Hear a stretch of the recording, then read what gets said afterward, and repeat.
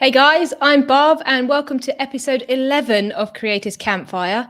If you're new here, then this is a live stream podcast where I interview all sorts of creative people, so entrepreneurs, content creators, side hustlers, and general aspiring talent to find out more about what they do, why they do it, and how they do it. So for those joining us live, if you have any questions for tonight's guest, please just drop them in the comments and we'll get to them as we go along. Now, speaking of tonight's guest, I'm very, very excited and very honored. We have tonight with us Shawn Hickman, who is an app developer and one of the creators of, quite frankly, one of my favorite apps. So tonight we'll be talking to him about his inspiration, his journey, and how to actually build an app, and find out exactly how his journey was. So guys, please join me in welcoming Shawn.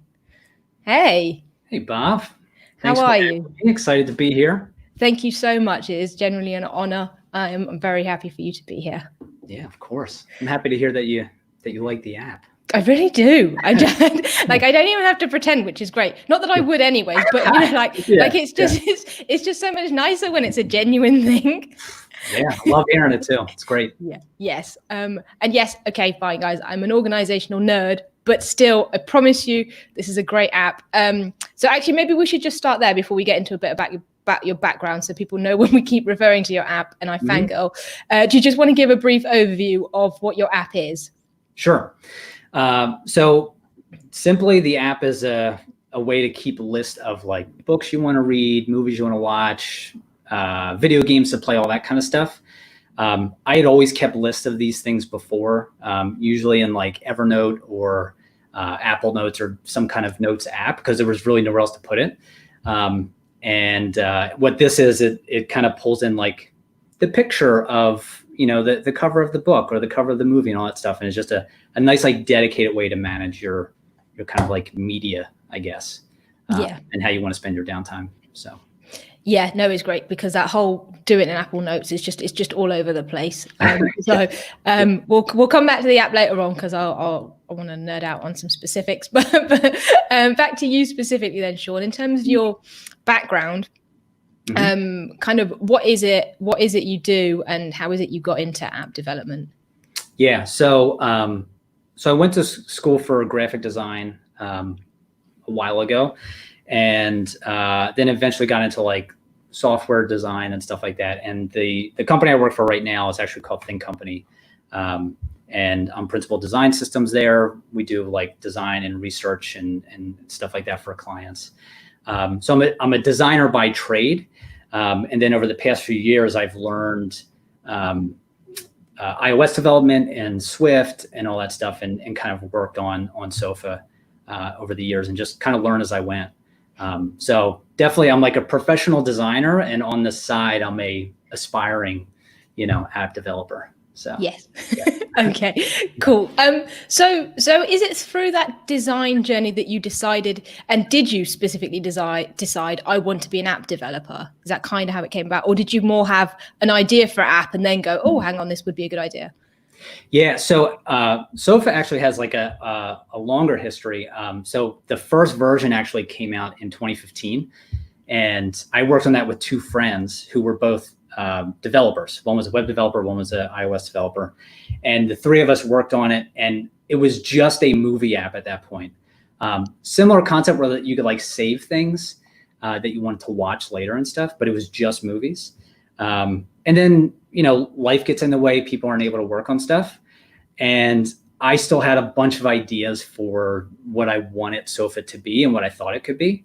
So I kind of had a decision to make, like, do I go try and like find someone to work on this with, or do I just learn it myself? And so I chose option 2, and it's actually been great. So. Oh, that's kind of cool. So the first time round then, what was your role? Was it not necessarily as app developy as it is now then? Yeah, so I was the designer the first time around, right? So, right, okay. Did all the designs and thought through that, and worked through the designs with the developers. But we were like a little team and complement each other really well. But yeah, like I said, the Sofa 2, like what we know of now, is basically like what I saw is like, all right, I still want to work on this thing and I'm going to need to learn how to do this. It was more like, okay, I have to do this if I want to make this thing happen. So it was probably more started by the idea than me necessarily just wanting to do development, you know? Yeah. Okay. That makes a lot of sense. And whose idea was it in the first place? Was it yours or was it somebody else's then and you were brought in? So the initial idea actually sparked from my wife and I constantly like arguing over what to watch. And we would say like, well, last time you picked this, like, I don't feel like watching something else. You know what I mean? So like, so the original idea was like, oh, can we develop an app that would just help me keep track of the last time she picked something and the last time I picked something. And then from there, it became more of a general purpose, like, you know, list making app around that. Yeah. So, okay. That makes sense. Instead of like a dedicated, like, don't argue with your spouse app, you know? Yes. So, yeah. No, that's a good idea to start an app though, isn't it? Okay. So you already have decided then that you are going to take it because you like this idea. Mm-hmm. And so you have a whole different kind of set of skills to learn now. How do you approach that? So at the beginning, it was extremely confusing. And even today, like I still have days where I'm very confused. So at the beginning, actually my biggest resource was YouTube. There was just so much stuff out there. There still is. There's more stuff than anyone could ever watch in their lifetime. And some really great people that were like, I just watched, like Sean Allen's one of them that I watched. I'm forgetting other people's names. Paul Hudson is another one. If people want to write, we can share links after this too. Yes. Yeah, absolutely. Where they are actual developers and they are creating content to teach people iOS development. Right. So I just started diving in and watching videos and reading things and just starting to, it's like, all right, let's start building this thing and, you know, kind of fight through it.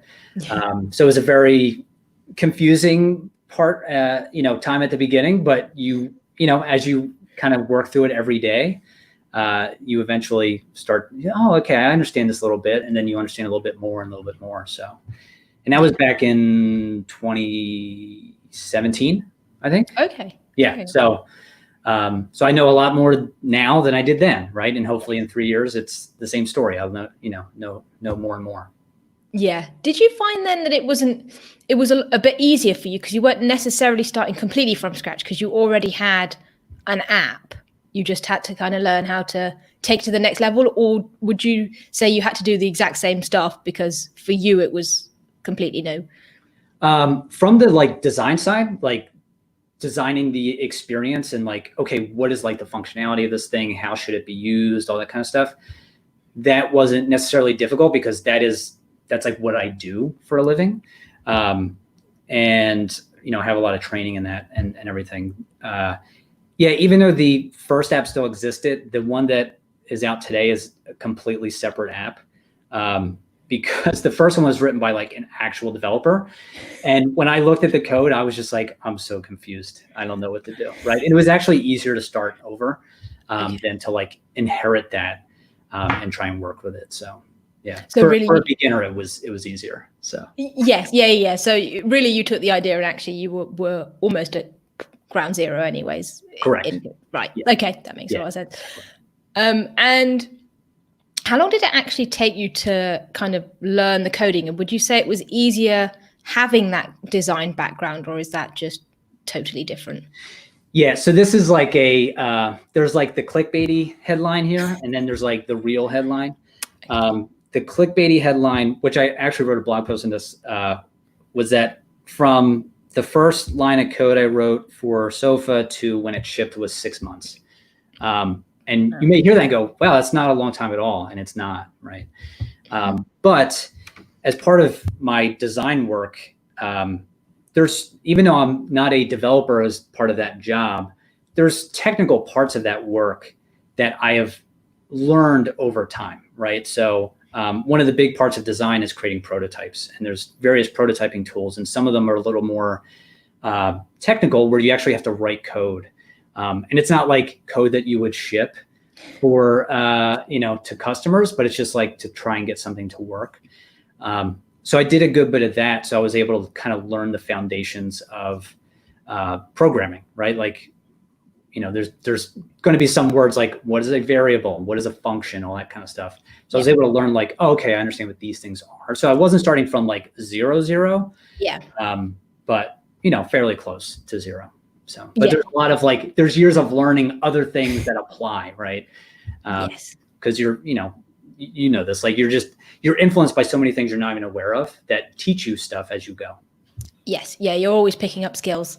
And I guess with programming and coding as well, once you kind of understand the logic or you understand one language, it is transferable, even though it's not exactly the same. So exactly. Yeah. Is that okay? So that makes a lot of sense. Okay.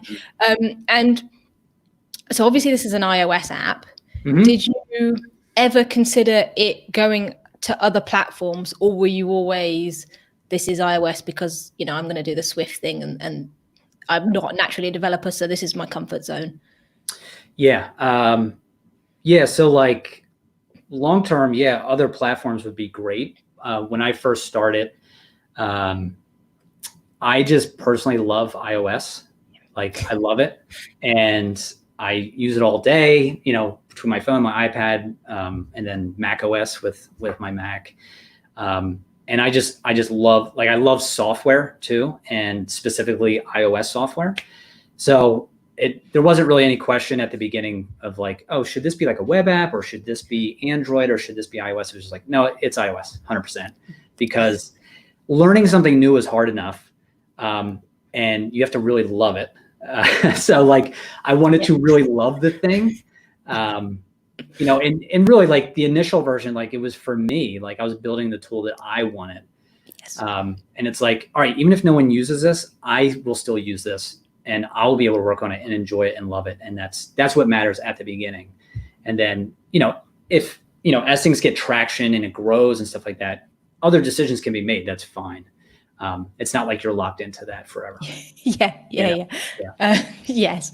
No, that kind of makes a lot of sense, actually. So, and I too am an iOS person. So it just works. You're good people, It's exactly what you want it to be. So that's cool with me that you don't need to branch out at all. But no, I have plenty of Android friends that are salty about that. So yeah. Oh well, they should make the switch. Really? Yeah, that's what I say. Yeah. Come on over. So actually, 6 months, like we said, isn't a long time. Yeah. Even if you have some knowledge of that area, you're obviously also working full time. So how did you balance that? So balancing full-time, like a full-time job at Think Company, like I said, and doing this on the side is, it's kind of a roller coaster. Like there's times when the balance is great. There's times when it's not. The other thing too is like, I'm definitely a workaholic. So I will, given no constraints, I will just work. And that's not good at all. Like I'm not saying that as a badge of honor. I'm actually saying it as like, hey, this is a problem, And actually one of the reasons like Sofa exists, it's kind of ironic, but like I wanted to have this tool to help me not work. And the irony is that to make that real, I had to work a lot to make it real, right? But I'm thinking long-term, hopefully the benefits are there. So the thing that like me and my wife instituted was work nights. So it's 2 days a week. So every Monday and Wednesday, that's like the usual nights. Those nights are dedicated to work on Sofa. So from, she'll get home from work, we'll have dinner, kind of hang out a little bit. And then say from like 6:30 to whenever, that's Sofa time. And then the rest of the week is not. So by constraining that, it was like, it's a good way to have that focus time to work, but not have it overtake your entire life. And then sometimes like if I'm getting closer to a bigger release, I'll kind of increase that to like 3 days or something like that. But yeah, the balance isn't always there and always great all the time, but trying very hard to make that happen. Yeah, I like that actually. That kind of, you're right. It gives you that ability to do what you need to do without thinking, oh God, it's like a burden on my head. And exactly when that time is, but to your point, it's constrained. So it's like, okay, these are my 2 nights. I can focus on it, and then you're both on the same page. So yeah, and it's actually better because like I've evolved my thinking on this a lot. Where I used to equate number of hours in front of the keyboard as working and as being productive, but that's actually a bunch of crap because I could be sitting in front of the computer but not really doing anything, right? I do that a lot. Tabbing between things, and like you feel like you're doing stuff, but you're not really moving anything forward. And by having these constrained nights, in my head, I'm like, all right, I only have this much time, so I need to like focus and do what I need to do. So it actually helps me like get away from the nonsense, because it's like, I don't check Twitter during this time, don't watch YouTube during this time, unless I'm like learning something, Yes. Yes. But don't watch like the Beyonce video or something like that, because I will do that. So yeah. Yeah, that's for tomorrow night. Tomorrow, I'll save it for tomorrow. That's fine. You won't yes. Yes. That makes a lot of sense. I mean, you are clearly a lot better at that than me, because even in my focus time, my mind wanders. But oh yeah, don't take it as like every time is perfect either. There's nights where I'm like, I don't have it, like, and even like after some larger releases, I don't want to touch my computer for like weeks, just because I'm like, oh, like that was so hard getting that out, and I just need a break. Yeah. And yeah, I think it's like I'm trying to get better at like listening to like my brain and my body to say like, is this like what I should be doing right now? And if not, then like ignore it, Yeah. No, that's actually quite good, because I imagine that you kind of build up and you put so much into it, and it's just like, well, I just need to take a step back. Yeah. That taking a break is a good thing. Yes, because then you come back to myself. Yeah, sure. Like, it's a good thing. Exactly. But you're right. You kind of come back more energized, and you have that enthusiasm back, rather than it becoming a chore. Exactly. Yeah.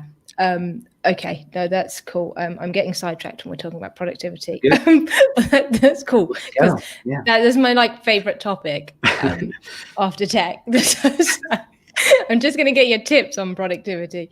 So a couple of questions specifically about the app. So obviously you said it's more, or at least it started more for you, which makes a lot of sense, because if you're designing something for yourself, you're more interested in it anyways, and then it naturally grows. And the app is still free. So at any point in the journey, did you have not a conversation, but did you think about potentially having it as a paid app or adding paid features, or was that ever in your mind, or were you like, something, I'm happy for this to, just forever be free? Sure. So as of the last release, there are paid features in there now. The themes. So you can, you can buy themes, and everyone should buy themes. You should buy multiple themes, actually. Yes. So actually when, back in 2017, when it came out, I think it was 2017, I actually did release it as a paid app. So it was $4.99, and you just pay $4.99 once, and then it's yours, right? Yeah. The amount of friction that caused people was pretty amazing. And I'm not even like complaining. That's just the way it is, right? For whatever reason, people will spend that kind of money on physical goods, but digital goods just don't, it just doesn't work the same way, right? Sadly. Because it would, it would make things a lot easier, just to implement stuff. The thing that like, and it was paid for like 6 months. And the thing that pushed me over the edge to make it free was I was telling a family member about it, and I saw him go to the App Store, and he saw that it was $4.99, and he was like, "What?" He's like, I don't pay for apps. And like, I was like, that's interesting. A family member won't pay for this. What chance do I have that, other people will? So, so that's when I was like, all right, I'm going to make it free. And then I'll figure it out from there. So I made it free. And then this past June, that's when I introduced the paid themes. So, and the idea with that is like, I'm not saying my thinking on this is like totally clear and accurate, but the idea is this is a tool that I want people to like, I want people to really enjoy their downtime and take a break with stuff, right? Like we talked about this before. This is a very like American problem too, where, taking a break and relaxing is seen as like lazy. And it's like, why aren't you working? You lazy bum. And that's actually a real bummer because working 60, 80 hours a week is stupid, right? It's just like mentally it's really stupid because you're probably not getting enough sleep. And there's only so many hours per day that you're actually being productive, right? Yes. And those other hours, again, you may be in front of the computer, but like you're not really doing anything, right? Even though you're technically putting in the time.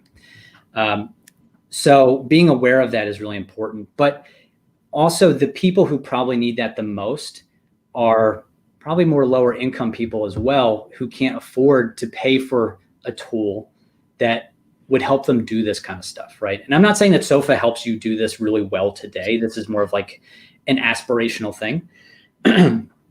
So I didn't want to box people out, just people who would need it the most just because they couldn't afford it, right? Yeah.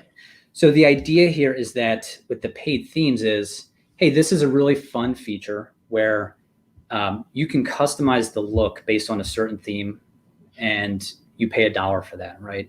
And you can buy a couple themes or you can buy no themes. That's fine. And you still have the full functionality of the app, right? Like paying for the stuff doesn't change the functionality. It just kind of personalizes it for you. And so the idea is like, it's similar to Fortnite does this essentially, where like you don't have to pay any money to play Fortnite and to play Fortnite just like anybody else, but like you buy like dance moves and costumes and stuff like that, yes, which really has no impact on the functionality of the game, but it has like emotional impact to how you feel about the game and how you play it. So that's like a similar concept to the theming of Sofa. And I have a lot of ideas on new themes to add and how to make it even more fun and everything. So. Okay, yeah, that's cool. I actually really like that. So just to be clear, I would absolutely pay for this app, and I'm not just saying that. I do pay for the ones that I think are absolutely worth it, and yeah. I would. You're the one. But yeah. That's absolutely fine. Like the thing is just sidetracking. My view on this though is if it is making your workflow that little bit more efficient, then it is totally worth the money. People drop, $3, $4, £5 on literally nothing. And you're right, it goes back to the physical versus digital thing. It's like, well, I shouldn't have to pay for this. There's no tangible good here. Right. But you will happily spend £3 on, just crap and not even think twice.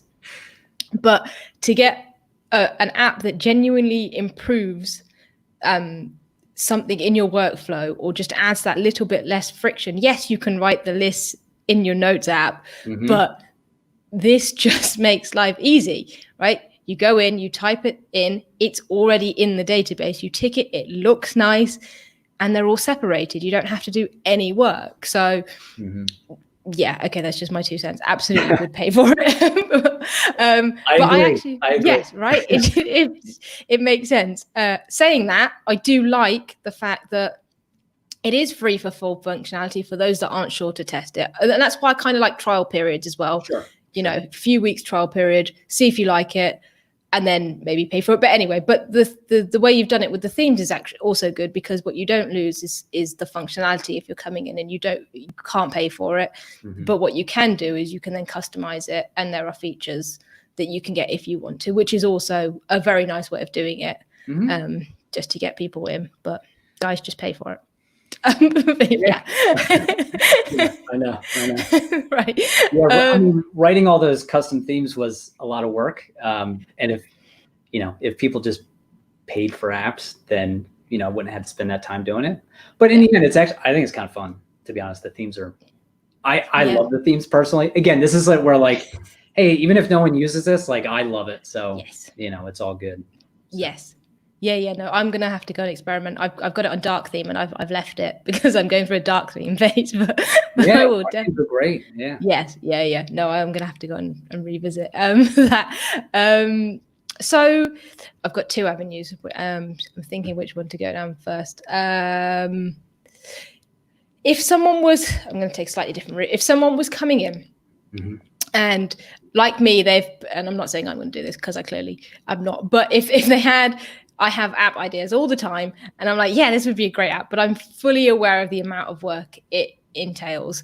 If someone was genuinely going to do this and wanted to do it, what kind of things would you say to them in terms of stuff to start with, or a little top line overview of the journey that it would take? Could you like summarize an entire process? Yeah. So is your question like, what is the actual process for creating an app, or should they do this? More the process. So if I turn around to you and said, Shawn, I'm serious, which I'm clearly not, but I'm serious about creating an app. I've got this amazing idea. Where the hell do I start? Yeah. Okay, cool. So you want to start, first you got to have an idea of what you're going to make, right?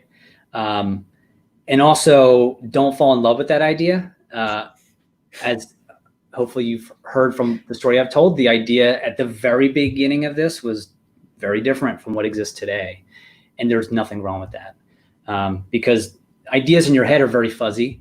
And then once you start like even sketching it out and then moving it into a higher fidelity environment, new ideas will come up, or you'll say, oh, that actually doesn't work. And that's fine. So don't fall in love with your idea.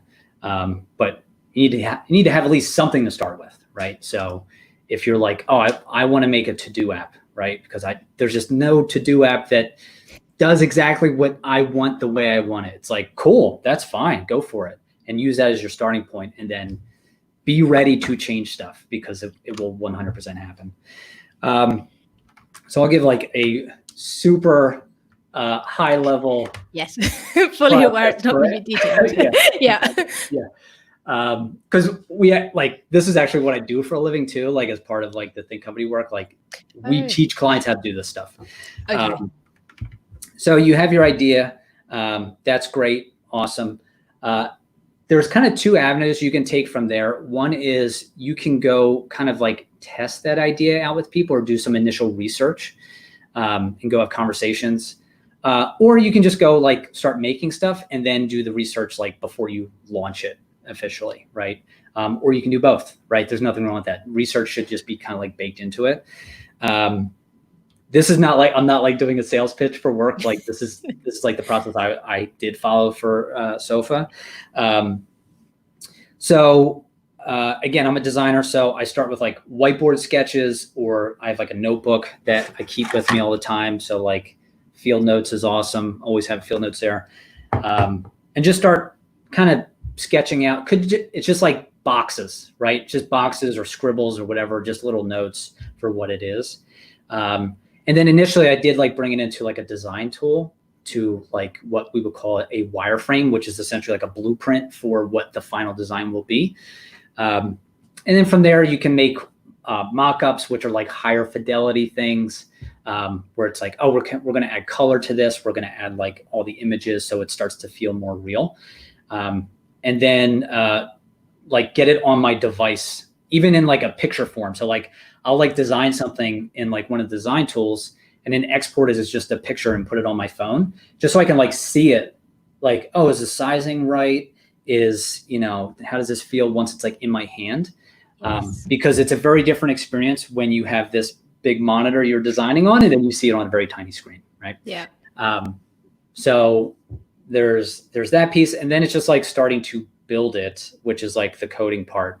And then that's just like a process of like just testing stuff out as you go. Like put it on your device, play with it, see how it feels, go ahead, all that stuff. So it's like this high level process of idea, initial like research, or like what we would call like validation of an idea. Like, hey, what initial things should I be thinking about for this idea, right?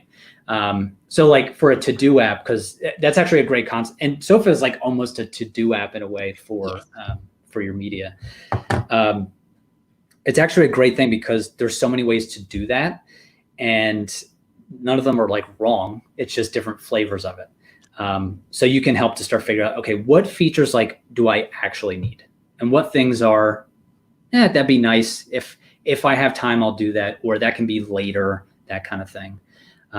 So kind of in the software world, they would call this the MVP, the minimum viable product, right? Which is what is the smallest thing that we can create to get out into people's hands. Because really that's when you start learning, right? Like you can ask people all these upfront questions and that's fine. But once you put it out there, that's when you learn that, people don't buy apps, right? Or, people are actually really confused by this one workflow that's there, right? And then you can take that feedback and improve upon it. Yeah, because people don't necessarily know what they want. They might say one thing, right? And then you give it to them and all of a sudden it's like, I didn't realize that's not quite what I want either. Yeah. And it's like, it can, when something is clear in your head, it can be tough to articulate that sometimes to someone else because they have all their own ideas and in history and all that stuff. So that's why like showing a thing, like a real thing beyond just words or just building something and getting people using it. That's like the fastest way to learn. Yeah. And I guess to that point is you could have this great idea, but it could be that no one actually wants it or there's no need for it, right? In which case you might have to maybe revisit. Yeah. Yeah. Go back to square one. 100%. Yeah. Okay. Yeah. That makes a lot of sense. Yeah. Like the first version of Sofa, like back in 2015, you could only add movies and we had no intention of adding other stuff at all. But then it was like, it kind of sucks that like there's only movies in here. Like, I like have lists of books and stuff too. And, I want those things and podcasts. Right. So it's like, challenge your initial assumptions and it's okay to change your mind. There's nothing wrong with that. Yeah. No, that's true. I've just thought of something while we're on this topic before I go back. So in terms of actually the app itself and where you have this obviously library built in, so someone types in a movie name and it's already in the library. Obviously, I'm assuming that's linked to something. How does that actually work in the background? What's the behind the scenes of how that physically works? Yes. So there's a couple different services that Sofa uses for all the data. So for movies and TVs, there's a service called the Movie Database, which is like an open source IMDb. The official IMDb doesn't really have like a public way of accessing that information. But this other service does, and it's awesome. It's really good. It has almost anything you think of.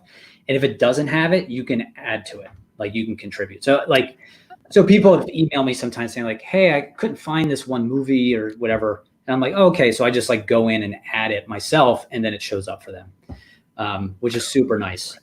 I use iTunes for books, podcasts, and the music because they have an API as well. I'm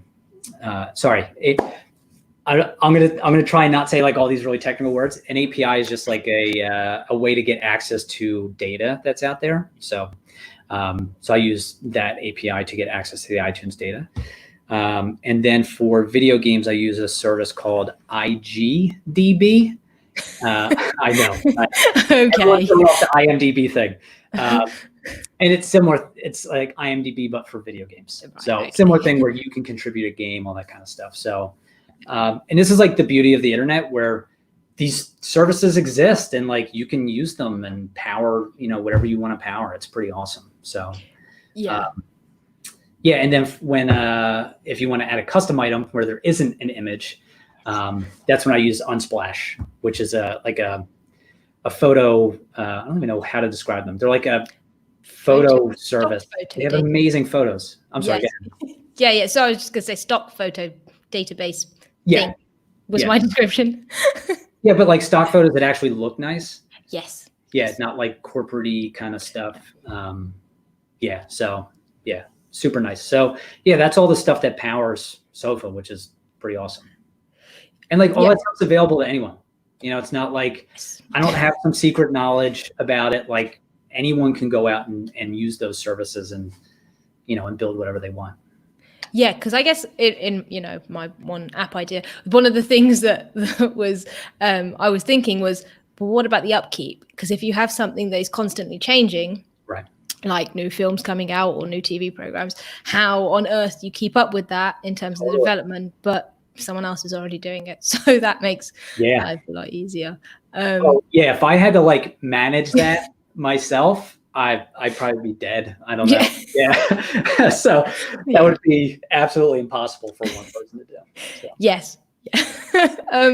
In terms of development then, so I guess because that side is already taken care of, is it just a case of keeping up with latest iOS updates? And in that case, what does that kind of look like?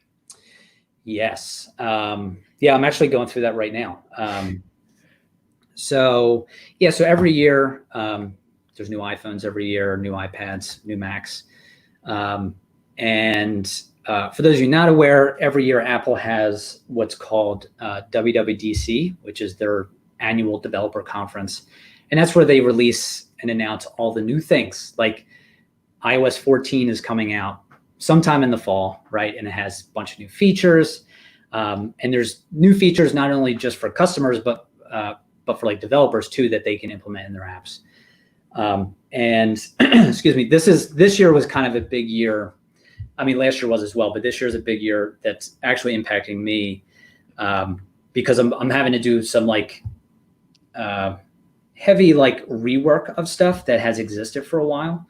And that's actually not a bad thing. It's actually good because most of the app that exists today it's code written when I was learning, you know, like when I was like just learning. And it's like, oh, well, if I start it fresh today, I know more now, right? Like it wouldn't be perfect, but like it'd be better. And there's one main new way that Apple is enabling developers to create software, which is super exciting. It's called Swift UI. And so I'm kind of diving headfirst into that, which, you know, initially it's going to take a good chunk of work to get things to where they need to be. But long-term, it's going to actually like free me up to move faster with ideas and features that I want to do. Which is one of the main things I have to like consider as part of decision-making, which is, okay, this thing that I'm going to take on, I only have so much time because this is like a side project. Is this something that's worth the overhead and the maintenance and all that stuff? Like, for example, if I had to maintain all the databases, like that would kind of be a non-starter, right? Because it's like one person can't do that, right? So with this new technology that Apple has, it's actually something that's going to free me up to, I think, do more things a lot faster than I've been able to in the past. So I'm actually super excited about it. That's cool. So we're going to have a major redesign on our hands. Potentially, yes. Exciting. That's cool. So, again, two questions. Okay. Actually, I'll go the other way. So in terms of Apple's developer program and all of that stuff. So say if we go back to our app journey and we've, you know, done the creation, we've done the programming and the coding and stuff, and we've done the research and we've kind of got a product now. And I guess we're talking strictly iOS here. So I think you have to be part of the developer program, right? So how does that part of the process work in terms of getting the app out there? Yeah, so Apple charges $100 a year to be an official developer. You can just sign up on developer.apple.com. And then from there, you are able to distribute the app via the App Store. So they have a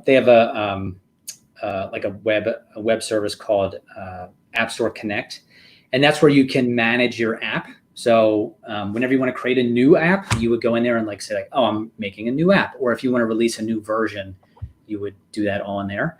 That's where you write, oh, here's my release notes. Here's like the actual build of the app that I want to submit to the App Store. Here's all the images I want to use for the App Store page. You can manage your reviews from there, like when people write reviews and stuff like that. So it's like all the maintenance for the app itself. So that's where you would, once your app's like ready to, be distributed, you would go there and like submit it, and then Apple reviews it. There's a review process for all releases of the apps. It usually takes like a couple days at the most. They've gotten a lot faster over the years. Before it used to take a week or two.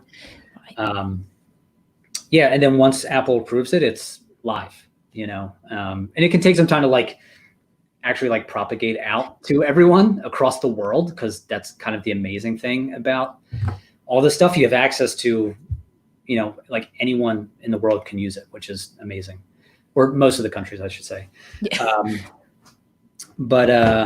So that's like a high level, you go to this thing and say like, here's the app I want to submit, here's the notes and the information about it, and then once it's reviewed and approved, then you can push it out.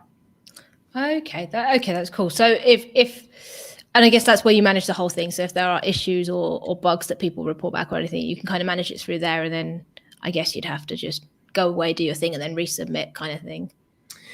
Yes. And you get like basic analytics through them as well. So you can see how many people have downloaded, how many people have deleted the app, or any in-app purchases, that kind of stuff. So yeah. Okay. And in terms of if it was a paid app, or when it was a paid app, how greedy are Apple? Are they quite nice in terms of taking their cut, or what's that world? Yeah, I know this is quite a topic for all this stuff. So Apple takes 30% of each sale. If you do a subscription, for the first year they take 30%, and then after the first year they take 15%. But for all, whether you're buying the app or whether it's an in-app purchase, so for every theme they take, essentially 30 cents from that, right? And I get 70 cents per theme because they're $1, right? So I don't know if you want to go in that direction around like the antitrust stuff. I'm not an expert in that by any stretch. There's, like anything in life, it's not a black and white situation. There's pros and cons to all this stuff. And like the App Store has enabled people like me to be able to make software and get it out to people, right? Whereas before that was really hard. And not easy at all. And like, the fact that there's a lot of trust in the App Store, like when you make purchases and stuff like that, like that's really great. I don't have to implement like a payment system, which is really complicated, right? So there's a ton of benefits, and there's things that Apple can definitely improve upon for sure. But I don't want to just like dismiss it as like, oh, this is terrible. No. It's not. It's amazing. Yeah, I mean, they have to make their money somehow. That's what makes them them. So that makes sense. What was I just going to say? Totally lost my train of thought. I was totally going somewhere interesting there. Well, interesting. Oh, right, Mac OS. So obviously you create apps for iOS. I guess it's a totally different platform to do Mac OS. And have you considered any of that side of things? So yes, traditionally it is a completely different thing, especially from like the developer perspective, where essentially like the tooling that you would use to create a Mac app is similar but different enough from iOS, where you would essentially have to write like two apps. But with the new tooling that Apple has been working on, Swift UI, it's really closing that gap where it's something I am highly considering doing, because it's not. I don't want to like speak too soon because like I haven't fully dove into it, but from the outside, it seems like the amount of work to make that happen would be way lower than previously. So Yeah. yeah. And do you think with Apple moving their chips over to their own chips and therefore actually the platforms potentially all being completely aligned, that just closes that gap, right? It then becomes the same app. Is that what they're saying? Yeah. So essentially with that, so here's the other thing. So whether or not I am going to make a Mac app, you will be able to use Sofa or any iOS app on the Mac, unless the developer explicitly says don't do that. And that's part of that whole chip transition for Apple. So, like if I do nothing, then you'll be able to take the iPad app of Sofa and use that as the Mac app, right? Right. So from my perspective, I'm like, well, that's not like great. It's awesome, but it's also not awesome because an iPad is not a Mac, right? There's just certain conventions that a Mac that I expect from a Mac app, and Mac people would as well. So that's why the adoption of Swift UI, the new tool from Apple to kind of build this stuff, is so exciting because it's gonna hopefully make that a lot easier, right? Yes. Where I can have an iPhone, an iPad, and a Mac app without like all this overhead and extra work. Whereas essentially I would be having like 3 apps that I have to maintain instead of just one. You know what I mean? Yeah, absolutely. Yeah, no, that makes a lot of sense. Okay, so going back to kind of your journey with Sofa and how you've obviously grown over the last 3 years and how the app has also grown, are there things that you would specifically pull out as almost key turning points or big things that have made such a difference that you've learned on that journey? Oh man, that's a great question. Oh my goodness. I get them once every, Yeah, no. 2 years.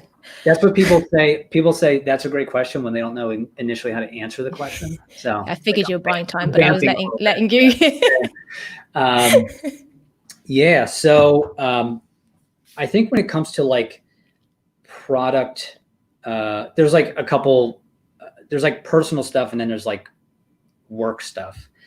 So I'll start with the work stuff. So for work stuff, I just like the thing that I value the most is just continuing to move forward, and just do stuff. I think a lot of people, a lot of companies get into this mindset where they just overthink it, right? And they feel like something has to be perfect and it has to be this like little jewel before they can share it with anyone.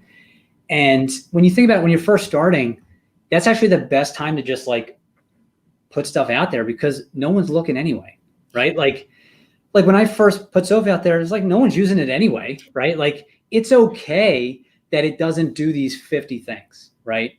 But the things it does it do them really well? And like that's fine, and you can grow from there. I think one of the things I've learned is like just to appreciate wherever I am with it, right? Like, hey, it's not this big monster success that's like the dream in my head. It's like, yeah, it's fine. But right now it's still great. And there's, a significant amount of people who use it every day. And I'm one of those people. And it's like, appreciate where you're at, right? And yes, definitely like dream and get excited about where things can go. But you can kind of like be miserable if you don't like step back and say like, this is pretty great, like this is awesome. So I would say like that's kind of a key thing. Like don't overthink it. Just in the grand scheme of things, it's like whether it's a podcast, an app, a YouTube channel, it's like people love this stuff. You know what I mean? So like just put something out there. People will listen or they won't, and that's fine, as long as you are enjoying it. I think that's the thing. Like I see things that like quote unquote fail, and I'm like, did it fail or did the people just get tired, right? And I feel like as long as I'm enjoying it, that's fine. I'll be happy. That's a really interesting way of looking at it. I actually really like that. Yeah, I'm gonna steal that. Hey, yours. Yeah. No, you've got me there. That's a great way of flipping something. Yeah. Very much like that. Sorry, totally cut you off, but I No, like that a lot. Yeah, and I think like personally, developing stuff has always seemed like, oh man, that'd be cool, you know, but it just seems so hard. And it's really not that hard.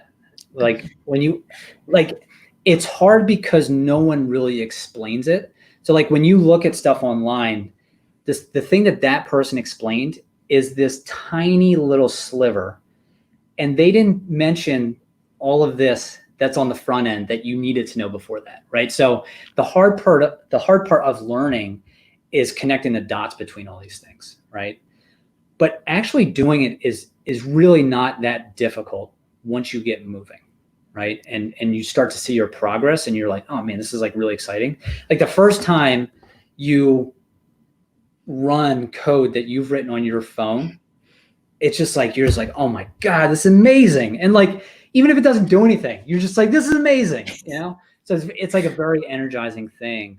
And I think the thing that I've always kind of thought this, but this is definitely something that I've doubled down on, is like, anyone can learn anything. They just have to want to learn it. And that just sounds so stupid when you say it out loud. So it's like, yeah, no doubt. It's like, yeah, but if you're not interested in something, you're going to struggle to learn it. Right. But if you really want to do it, it's like, you can do it. Like the information's out there. Like there's very little barrier to information today. So it's like, I mean, go ahead. You want to learn this thing, go do it, you know? Yeah, you're right, actually, because there are things that I haven't learned, but it's not because of anything other than the fact that I just didn't want to. Ultimately, whatever I was telling myself, there was clearly the drive or the passion wasn't there. Whereas when I get something in my head and I actually want to do it, funnily enough, it happens. So that makes a lot of sense. Yeah, and like it's like, don't feel like you should be into something. Like there's definitely God, there's all these like micro communities around like all goofy topics where you feel like, oh, if I'm this type of person, I should really like this thing. But then inside you're like, I don't really like this thing. And like, that's fine. It's like, don't worry about it. You don't have to like all the same things that someone else likes. It's totally fine. You know? Yeah.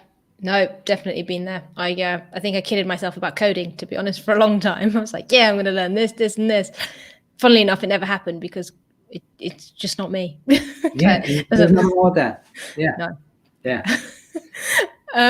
Is there something that you wish you knew starting out, looking back now, having gone through what you've gone through?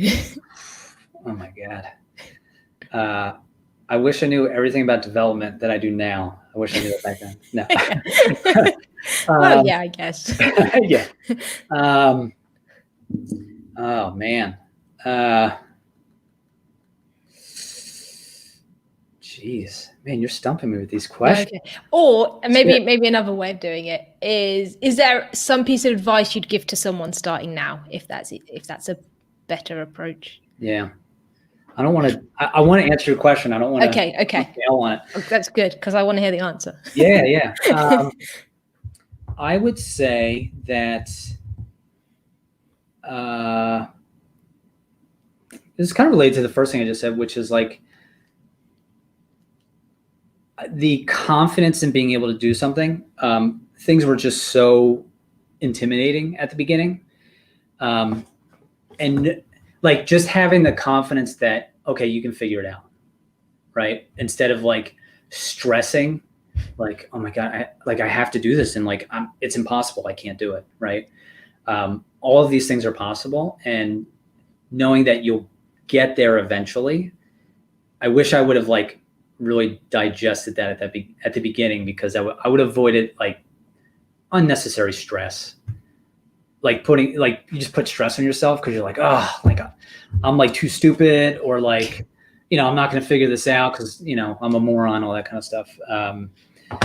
Yeah, that it's actually like, you don't need to be a super genius to do this stuff, as I have proven. I swear to you, like, it's very learnable. You just have to like keep going, Yeah. I'm not gonna lie, you are a super genius because No. yes, you are. Oh man, I don't know. You see a little Mickey Mouse up there? Oh, this way. Yeah. Mickey Mouse. I got Ninja Turtles up there. I'm just a nerd. That's all. I didn't say you weren't cool. I Yeah. just said you are a super genius as well.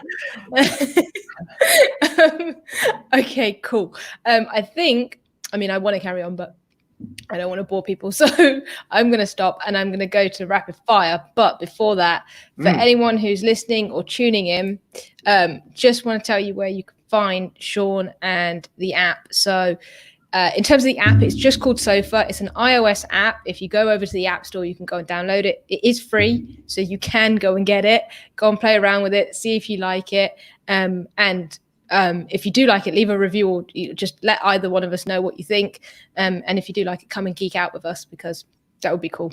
And also, you can follow Shawn on Twitter at Poobuzz. That's right. Yeah. Did it perfectly. Excellent. I was definitely thinking about that one. So at Poobuzz on Twitter, go and follow Shawn, and you can stay up to date with all sorts of stuff about the app and everything else. So, are you ready for some questions? Yeah, I'm assuming rapid fire means I have to answer really fast. Yeah, I mean, I'm not going to time you or anything, but yeah. Yeah. Okay, cool.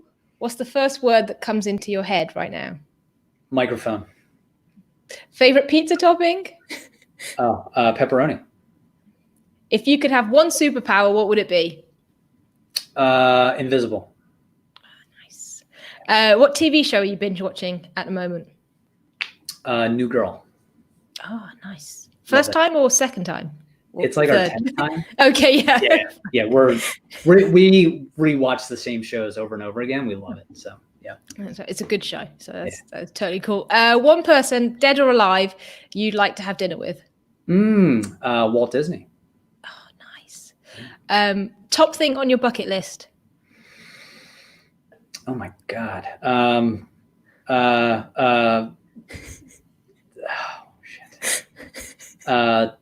Something travel related. Going okay.